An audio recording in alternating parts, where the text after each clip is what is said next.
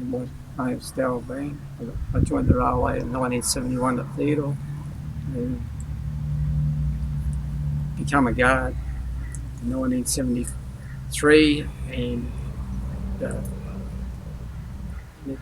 Mount Morgan in 1976, where I worked trains from Mount Morgan to Wheeler and to Theodore and to Baralaba. These trains consist of goods trains, shunting everywhere, putting off empties for grain and cattle and picking them up on the at night, bringing them home to Mount Morgan. The line closed in the depot closed in 1984 and the line closed in 1987 in Mount Morgan.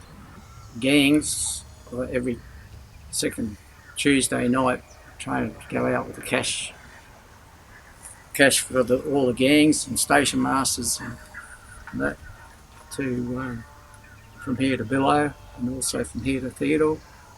Never had any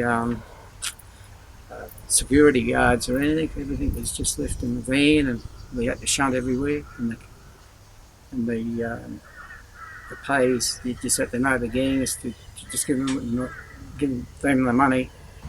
Anything up to about $50,000 used to go out in the train.